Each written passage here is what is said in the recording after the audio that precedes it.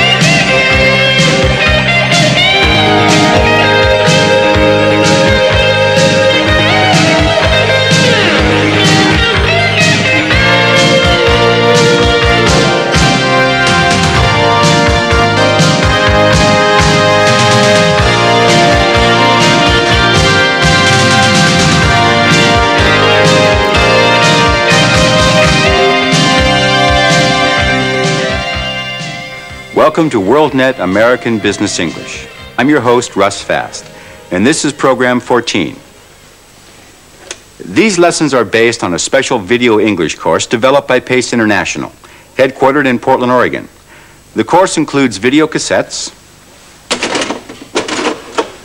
and 4 textbooks prepared just for use with these satellite TV programs. Here's the book we're using for this part of the course, American Business English, Volume 2. At the end of the program, we'll tell you how to order. You may find that having your own book and tapes helps you review and practice the lessons. Today we're starting Case Study 5, a 2-part study involving 2 small businesses, CFAB and Infometrics. In Case Study 5, we'll concentrate on operating a small business, the learning curve, raising capital, and mentorship. We'll talk to the presidents of both firms. All right, let's get started. Case Study 5, The Entrepreneurial Spirit. Starting up a small business. The entrepreneurial spirit. The learning curve. Raising capital. Mentorship. In Case Study 5, we'll be meeting Bruce Murray from CFAB Manufacturing and Brian Rohrbeck from Infometrics. Both men are presidents of their own computer-related small businesses. We'll discover the spirit behind the American small business pioneers on the computer frontier.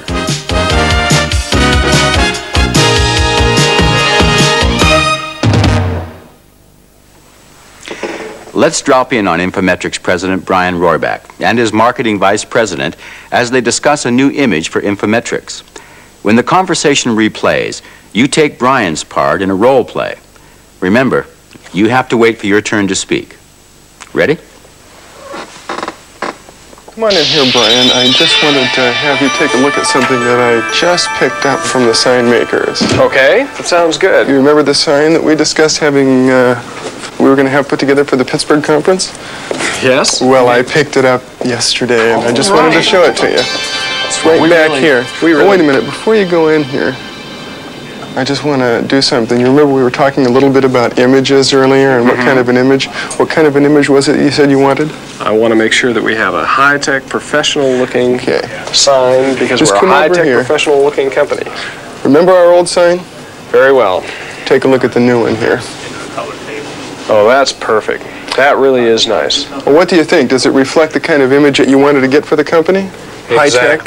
Exactly. The old sign was just, it's something that looks like it was created in someone's garage. And the new sign gives us the high-quality image, the high-tech look that we really need to show that we've arrived as a company and that we're a legitimate supplier of complex software. Well, then I think we ought to go through and go ahead with this same image and use it for all of our product specification sheets for Pittsburgh conference as well as for our documentation. Yeah, I Okay. agree. Definitely true. We need to have a consistent image that flows through all the literature that we put out. You speak.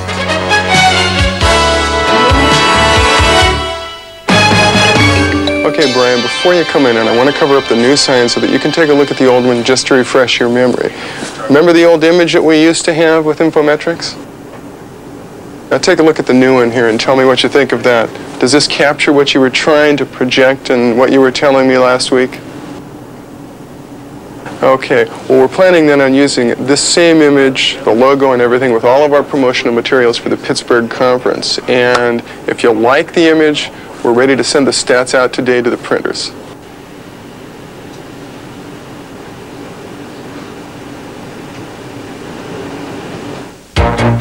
Starting up a small business.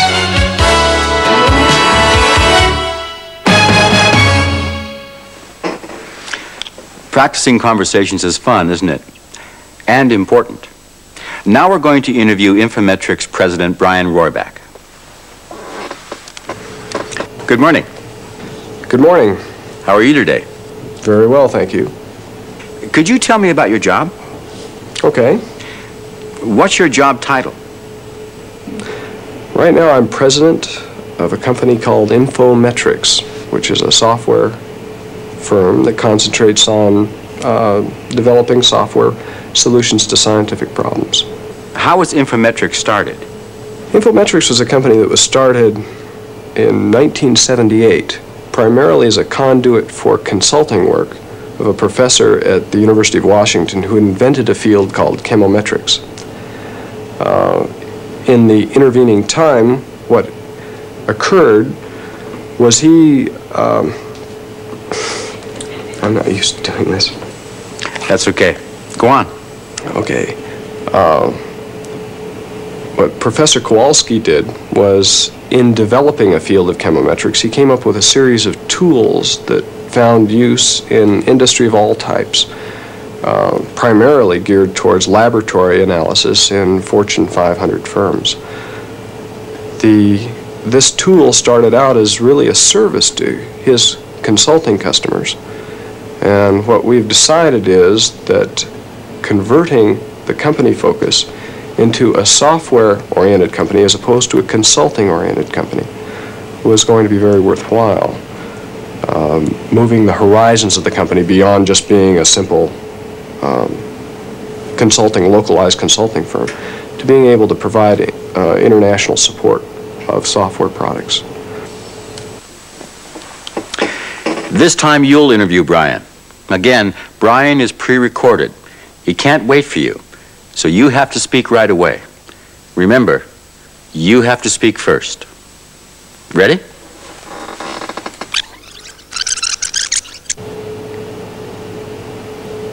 Good morning. Very well, thank you. Okay.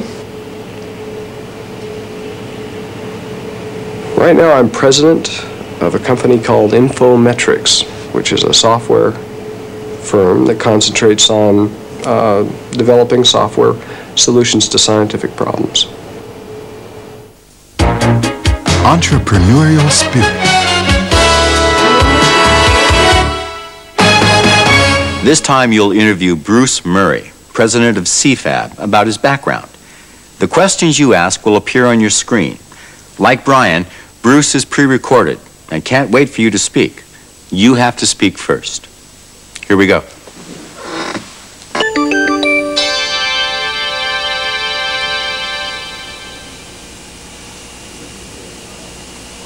Yes, we did. My family has been in business in Oklahoma for several years in banking, and they had encouraged me to keep my eye out for business opportunities here locally.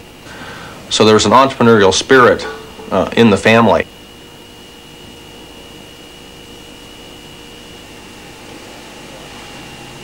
Oh yes, I think having the support of one's family is very, very important. My wife was willing to support me to the extent of being willing to spend all the money we had in our savings account while I was out of work and working on developing this business idea. And she also agreed to do all the work around home that I wouldn't do or couldn't do because I was spending more time in the business. But I also told her that after 5 years, if it wasn't getting any better, I'd quit and do something different. Well, I hope you didn't have trouble with that. Let's move on. We'll listen in on a conversation between Bruce Murray and Nan, his quality assurance manager. Then it will be your turn again. Take Bruce's part in this role play. Come in. Bruce? Oh, hi, Diane. Have a seat. Thanks. This is on those headers, the ones we were trying to cross. Oh, the consolidated problem. Okay, these are the ones we were buying. Right, I recognize that one. This is a local cross. Now, if you line the two up, you can see that the leads are longer. They're not quite the And- same part, are they? Even though it says they should be the same. It's supposed to be a complete cross. It's not. The leads are too long. It's not gold. The gold is easy enough to fix. We can just call out another part number and get the gold. So we're dead in the water if we can't straighten this thing out, you know. You speak.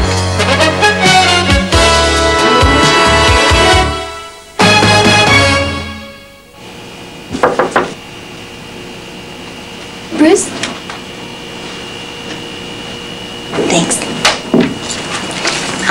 This is on those headers, the ones we were trying to cross. Okay, these are the ones we were buying. This is out of local stock.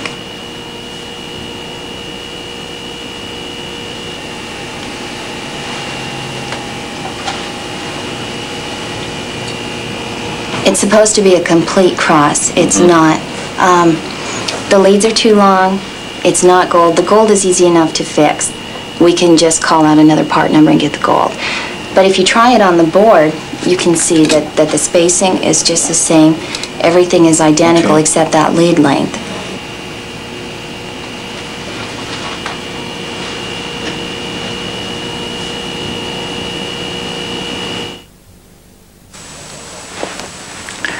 That's all the time we have for today. Next time, in Program 15, we'll conclude our visit to CFAB and Infometrics. Please join us. If you missed any of the earlier programs in this series, you can catch up by studying the lessons in the textbook and by using the video cassette recordings. Keep watching your screen to get the ordering information. Until next time, bye now.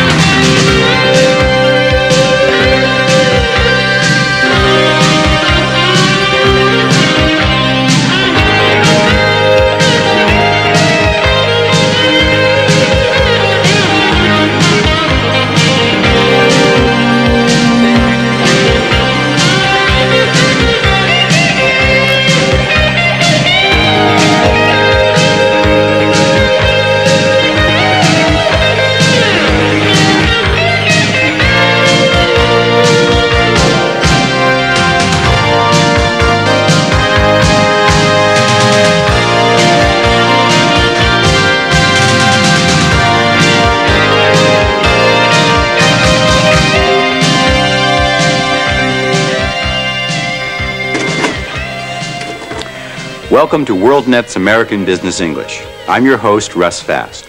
This is Program 15. These lessons are based on a video course developed by Pace International, headquartered in Portland, Oregon. These are the textbooks we're using in the course, volumes 1 through 4. We are now halfway through volume 2.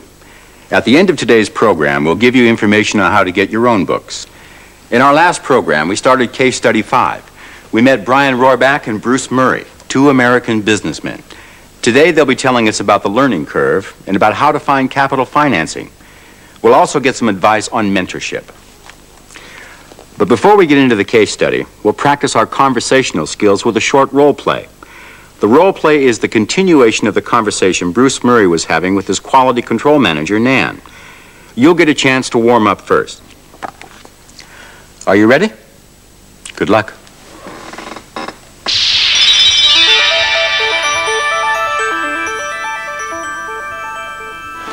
What are we going to do, Diane? Because I know I think I've heard we've had some problems with our source on these headers, so we're dead in the water if we can't straighten this thing out, you know. Okay, right now we have 2,000 of these on order. They're supposed to come in 3:10. I can give them a call and see if by chance they can make our due date. Mm-hmm. The problem in the past has been that they've cut it just a few days over what our due date is. I think I have something you might try on this. A lot of times these factories respond a little better if you give them a bigger order. So I know this hasn't been a very big order for them. No, And it might perk them up a little bit if we can get a bigger order out there in front of them. And I just heard from Consolidated the other day that their forecasts are going up. And I wouldn't be surprised if they increase the quantities with us pretty shortly. So, and that might give us the opportunity to order more.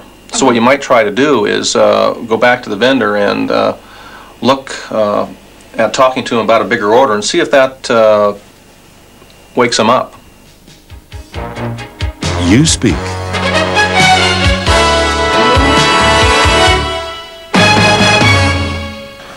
What are we going to do, Diane? Because I know I think I've heard we've had some problems with our source on these headers, so we're dead in the water if we can't straighten this thing out, you know.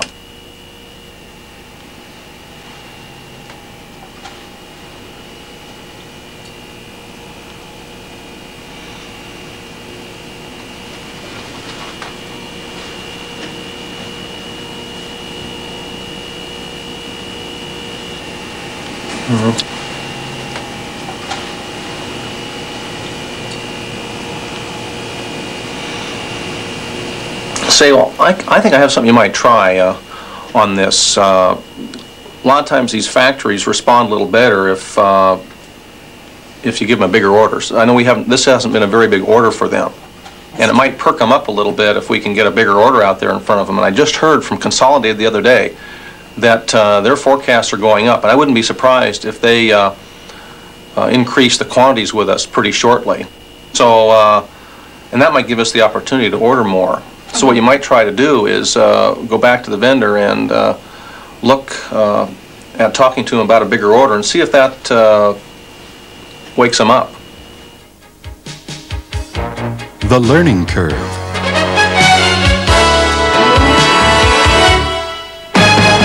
Well, now that you're all warmed up, I'm going to let you talk directly to Bruce Murray. Remember, you have to speak first. Are you ready? Here we go.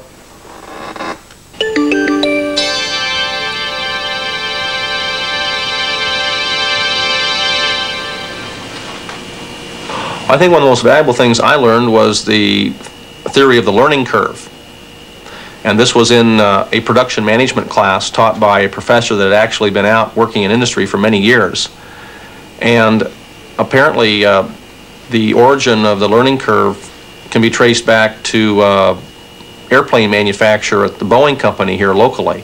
At least they developed some of the very early experience with learning curve analysis. And what the learning curve theory states is that you can expect your product cost or your time to build a product to drop as you build more and more of the product.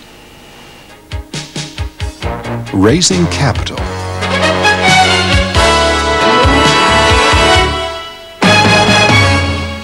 Did you enjoy talking to Bruce?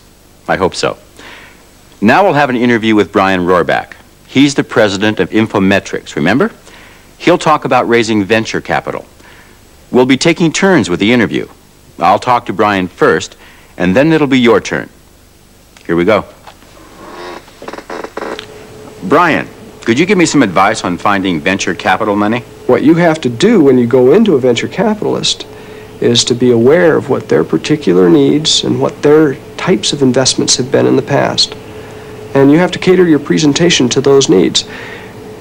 Further, you have to do a little soul searching to determine whether your company can really be fit into those needs. And if it's not, you're wasting your time. Do you include resumes of key people with the brochure? Yes, it is. You would provide to a venture capitalist pieces of information on the people. The people are extremely important, on the idea, and very strongly on how you would focus that idea on a target market. Where do you fit? How do you carve out the niche that is going to be yours forever and ever, or at least until the thing goes public and the venture capitalist jumps off? Assuming you have the brochure, what would the next step be? How would you find the venture capitalist himself? Yes. Interesting. Probably the most effective way of doing that is to go to other people that are generally in the field and talk to them. This sounds a little like you're cluing your competition in on what you want to do. But what happens is the people that have started successful companies don't have the time to pursue your idea. They're pursuing theirs. And they're reasonably good sources of information. And they'll make the introductions, and they do it for free. They aren't in it to take a percentage off the top. Now it's your turn to do the interview. Remember, you have to ask the first question. Are you ready?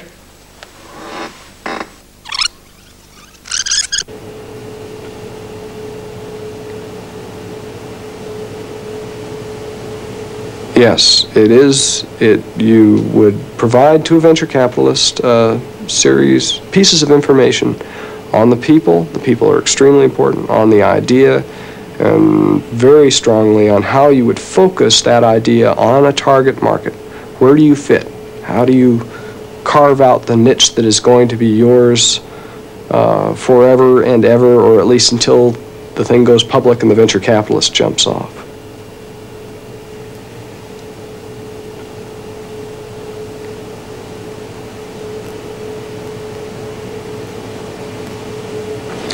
How would you find the venture capitalist himself? Interesting. Probably the most effective way of doing that is to go to other people that are generally in the field and talk to them. This sounds a little like you're cluing your competition in on what you want to do. But what happens is the people that have started successful companies don't have the time to pursue your idea. They're pursuing theirs. And they're reasonably good sources of information. And they'll make the introductions, and they do it for free. They aren't in it to take a percentage off the top. Mentorship.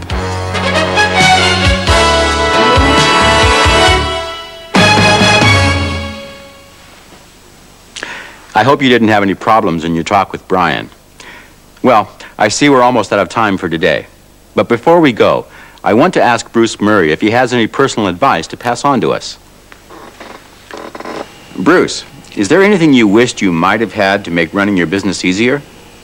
One thing that I haven't had that I wish I had, I think the thing I have missed the most is not having people over me that could show me what to do or set a good example for me. We call that mentorship quite often. But there's learning by doing. Pardon? There's learning by doing, finding out from your own experience. Well, sure, being thrown in the deep end is a great way to learn things, but experience can also be a very painful teacher, and I think there's obviously a proper blend between learning for oneself and learning with good guidance or good instruction. So learning by doing isn't too efficient. I'm a little bit lazy. I'd far rather learn watching the other guy's mistakes or than have to make them all myself. I'm making enough myself as it is. I think it's just very, very important to recognize where one can get help and to know who the people are that can really provide wisdom for doing a job well. That was pretty good advice. Well, time's up for today. In our next program, Program 16, we'll move on to Case Study 6, Planning for the Future. Join us, won't you? Stay tuned for information on how to get your own copy of the American Business English textbooks. Goodbye until next time, and have a nice day.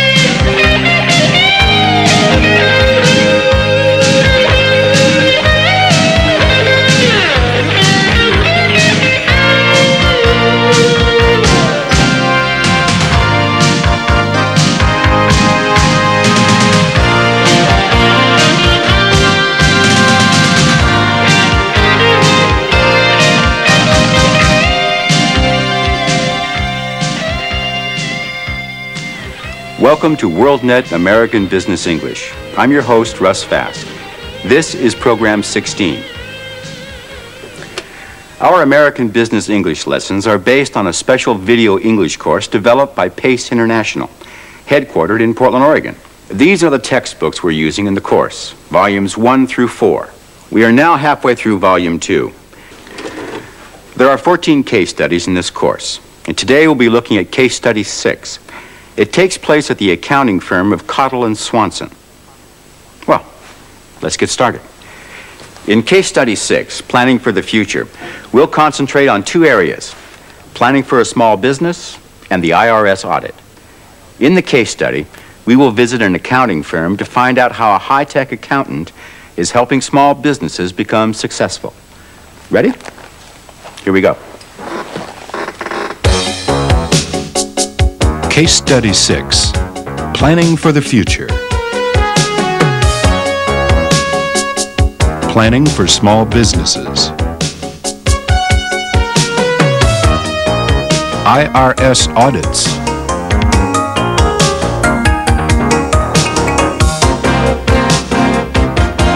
In Case Study 6, we'll visit an accounting firm to see how a high-tech accountant is helping small businesses with their tax and financial plans. Planning for Small Businesses. We're going to interview Tom Swanson about how he helps operators of small businesses in planning for future business growth. We'll take turns in conducting the interview, just as we've done before. I'll do it first, and then it'll be your turn. Are you ready? Here we go. What are some of your planning services? Okay, that could include lots of various things. Anything from a projection, maybe, for the coming year's operations or 5 years' operations, or a business analysis of a potential